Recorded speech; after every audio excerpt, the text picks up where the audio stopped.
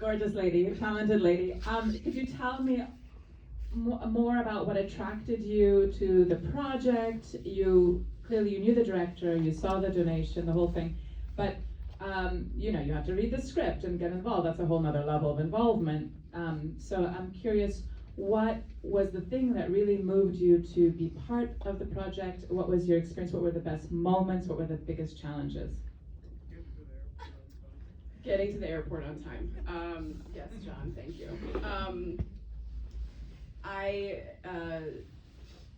My husband and I had a niece named Catherine who passed away when she was 16, who was developmentally and physically disabled. And I think it is true that until it touches your life, you may not understand. And I just kept seeing, you know, Alex and I follow each other on social media, being friends, and I just kept seeing all this fundraising stuff come through for Daruma.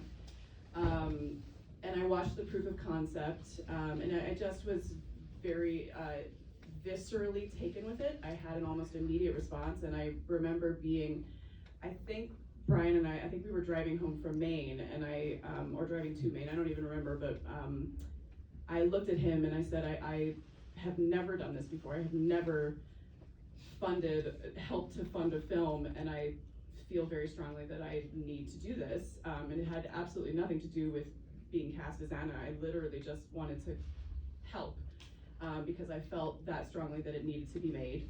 I wanted people like Catherine to have a voice in film and television, to see themselves represented. I think we all need to be able to see at least some facet of who we are represented, and that was it.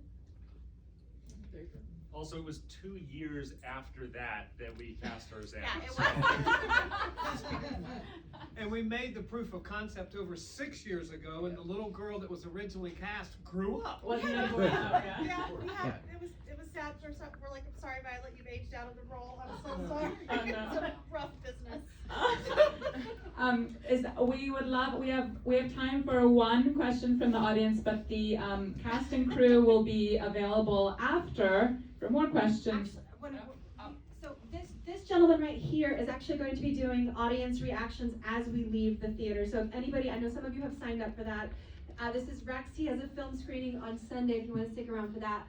But Rex is doing audience reactions for us, so we will have a camera, we'll have a waiver for you to sign, but just basically, just a couple questions. If you would stick around for that, that'd be great.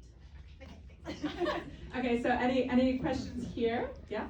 How much money was this movie? How much money did it take to make this movie? Oh, that's a tough question. Filmmakers don't ever want to answer. Oh, okay, sorry. We're gonna have to skip that one. Alright, sorry. Anybody else? Didn't know. Yes, in the far back. I think one of the things that I was really taken with was all of the shots as they drove across, kind of across America. And they were so beautiful, and I was just wondering, how did you go about finding them and choosing them? So most of the movie is shot in Los Angeles and around there, but we did a chunk of it. I had spent 5 years working on a television show in Eastern Washington State, and the whole point of that show was cross-country travel. And within about 30 miles of Spokane, Washington is almost every other location that you saw in the movie. And that was, I basically revisited every location that we shot over 5 years of this zombie television show with our assistant director, whose car we used to make the movie lives up there.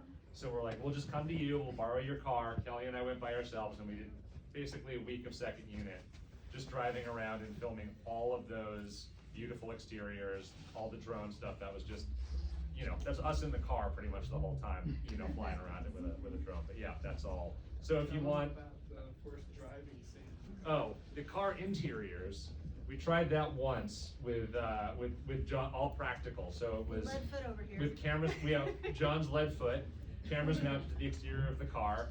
His Expensive cameras. yeah, mounted to it. Toby in the passenger seat, 5-year-old Victoria in the back seat, and me in the trunk. with a monitor and headphones. And we said, John, don't kill us and don't ruin the $500,000 worth of camera equipment on the outside of the car. And act. Just say your line. It didn't go great.